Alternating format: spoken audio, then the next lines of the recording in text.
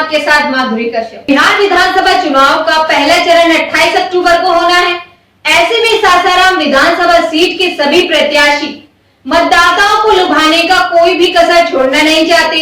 वहीं हम बात करते हैं सासाराम सीट के आरजेडी प्रत्याशी और वैश्य समाज के कद्दावर नेता राजेश कुमार गुप्ता की।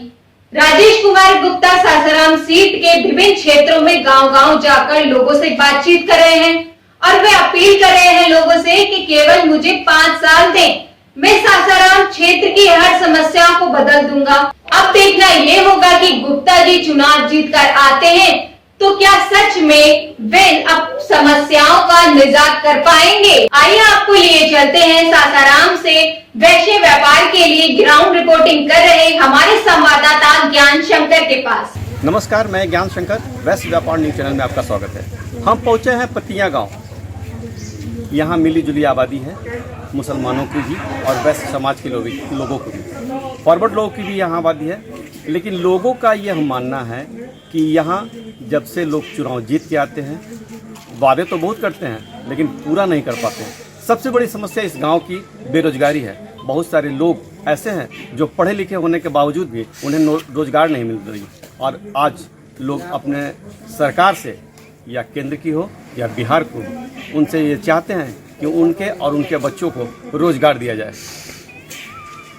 बिहार विधानसभा चुनाव के पहले चरण के मतदान 28 अक्टूबर को होने हैं। पहले चरण के चुनाव में 1 हफ्ते से भी कम का समय शेष रह गया है। सभी प्रत्याशी अपने अपने तरीके से मतदाताओं को रिझाने में और मतदान अपने पक्ष में कराने के लिए कड़ी धूप में अपना पसीना बहा रहे हैं। तो वहीं आरजेडी प्रत्याशी राजेश कुमार गुप्ता सासाराम के मोर, परेया, विष्णुपुरा, नहाना, जयपुर, लोधी बढ़ाओ सहित कई दर्जनों गांवों का धुआंधार भ्रमण कर रहे हैं। तो वहीं गांव के लोग आरजेडी प्रत्याशियों को अपनी समस्याओं से अवगत करा रहे हैं। जैसे जैसे चुनाव के दिन नजदीक आते जा रहे हैं, प्रत्याशियों ने अपनी पूरी ताकत झोंक दी है। जहां एक तरफ प्रत्याशी अपने मतदाताओं को रिझाने में लगे हैं, वहीं दूसरी तरफ मतदाता अपने प्रत्याशी से 5 साल का हिसाब मांग रहे हैं। रविदास समाज में भी अपनी एकजुटता दिखाते हुए ये तो स्पष्ट कर ही दिया है कि वे ऐसे प्रत्याशी को अपना मतदान देंगे जो उनके दुख सुख में काम आ सके, उनकी समस्याओं को सुन सके। रविदास समाज के प्रमुख ने बताया कि केंद्र की मोदी सरकार ने महाद्वीपों के साथ चलने का काम किया है। मैं यही कहना चाहता हूँ कि हमारे देश की जनता जो है पूरी तरह से बीजेपी से त्रस्त हो गया है। खास करके दलित वर्ग जो है, उन लोगों को पूर्व से ही सताया जा रहा है और आज भी बहुत ज़्यादा सताया जा रहा है। इसलिए मैं यही चाहता हूं और हमारे समाज के लोग चाहते हैं सत्ता परिवर्तन। हमारे रविदास समुदाय के पूरे हमारे प्रखंड से प्रत्येक गांव, जो एक भी गांव अछूता नहीं रह गया है कि जहां से क्रीम चेहरा इस बैठक में उपस्थित नहीं हुए। सारे क्रीम चेहरा हर गांव के जो समाज का अग्रणी है, पूरे रविदास समाज हमारे जो हैं एकदम 100%, 110% देने का कोशिश करेंगे। आप उस समाज के किस पद से बिलोंग करते हैं? हम उस समाज के रविदास आश्रम प्रबंधन समिति रोहतास के हम उपाध्यक्ष हैं और साथ ही पूर्व मुखिया के। आपकी बात सब लोग मानेंगे? सभी लोग मानेंगे। इससे व्यापार चैनल को अपने तरफ से हार्दिक शुभकामना देता हूँ। आरजेडी प्रत्याशी राजेश कुमार गुप्ता का काफिला जैसे ही अल्पसंख्यक बहुल क्षेत्रों में पहुंचा, स्थानीय लोगों और महिलाओं ने उनसे गांव की समस्याओं को लेकर बातचीत की और अपनी समस्याओं से अवगत कराया। स्थानीय लोगों ने बताया कि आज देश में बेरोजगारी, शिक्षा, व्यापार की स्थिति पूरी तरह ध्वस्त हो चुकी है। लोग यहाँ वोट मांगने आते हैं और वोट मांगने के बाद अपने किए हुए वादों को पूरी तरह से भूल जाते हैं। इस विधानसभा में स्थानीय लोग वैसे प्रतिनिधित्व को अपना मतदान करने का मन बना चुके हैं जो उनकी समस्याओं में, उनके दुख सुख में उनके साथ खड़ा हो। एक तरफ राजेश कुमार गुप्ता सुबह से लेकर देर रात तक अपने चुनावी प्रचार अभियान में व्यस्त दिखे, तो वहीं दूसरी ओर उनकी पत्नी रीना गुप्ता घर परिवार, अपने बच्चों और पति के लिए उनके पसंद का खाना और बच्चों को पढ़ाई कराने में व्यस्त दिखी। हमारी वैश्य व्यापार की टीम ने राजेश कुमार गुप्ता की पत्नी रीना गुप्ता से खास बातचीत की। साथ ही उनकी मां सावित्री देवी ने गीत गाकर सूर्यदेव से अपने बेटे की जीत की कामना की। हम पहुंचे हैं सासाराम जहां राजद प्रत्याशी राजेश कुमार गुप्ता जी चुनाव लड़ रहे हैं। आपको मैं बता दूं कि मैं उनके घर पे हूं और उनके पारिवारिक जीवन में ये जानना चाहता हूं। इनकी पत्नी है रीना गुप्ता जी। जानना ये चाहेंगे कि रीना गुप्ता जी जो अभी सामाजिक कार्य में जुटी हैं, अगर राजेश जी विधायक बनते हैं तो उनका किस तरह साथ देंगी, सहयोग देंगी।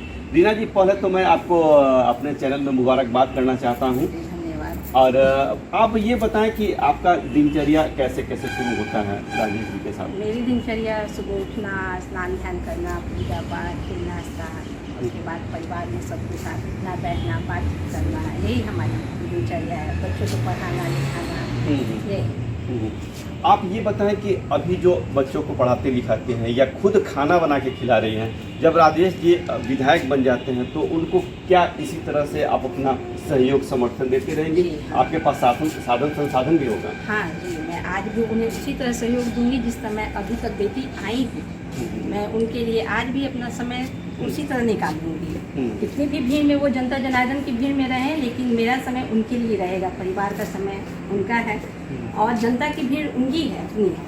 तो मैडम, आपके पास साधन संसाधन होंगे, प्रशासन होगी, बहुत सारे दाई नौकर चाकर होंगे, क्या लगता है कि उसके बावजूद भी आप खुद ही खाना बना के उन्हें खिलाएंगे? हाँ, हम तो यही चाहेंगे हम अपने हाथों से ही उन्हें खिलाएं। जिस तरह आज तक शुरू से दिए हैं ध्यान उन पर, आज भी उसी तरह मैं उन्हें ध्यान दूँ और अपना भरपूर प्यार और भरपूर सहयोग में उन्हें दूँ।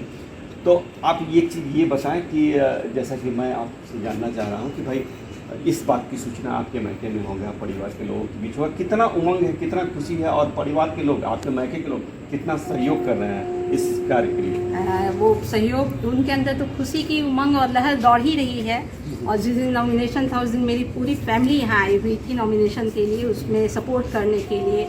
और उन लोग के अंदर बहुत काफ़ी खुशी है इस बात को लेकर कि उनके घर के दामाद आज जहाँ जा रहे हैं वो बहुत काफ़ी आगे विकास और तरक्की करेंगे। और जनता की उम्मीदें काफ़ी उनसे है, क्योंकि जनता ने उनकी छवि को देखा है शुरू से, क्योंकि राजेश जी जो है यहाँ की प्रॉपर निवासी हैं, तो ये यहाँ की सुख दुख हर समस्या को समझते हैं। अच्छा, आप एक चीज़ और बता दें, अंतिम क्वेश्चन यही है कि जब वो विधायक बनते हैं, क्षेत्र में जाएंगे, समस्याओं को सुनेंगी, आप उनका कैसे सहयोग करेंगे? क्या उनमें आप भी सपोर्ट करेंगे? हाँ, मैं जरूर सपोर्ट करूँगी, क्योंकि मैं यहाँ की समस्या को समझती हूँ। मैं हमेशा कहूँगी उनसे यही कि जनता जनार्दन ने कुछ देखकर आपके अंदर आपको चुना है।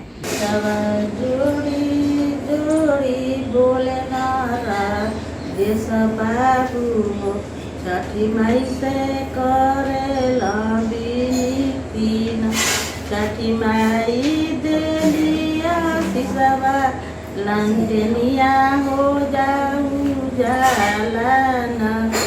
कारण चाहे जो भी हो, लेकिन इतना स्पष्ट है, जिस तरह राजेश गुप्ता के लिए लोगों का प्रेम स्नेह उभर पड़ा है, ये स्पष्ट है कि चुनाव परिणाम कुछ चौंकाने वाला होगा।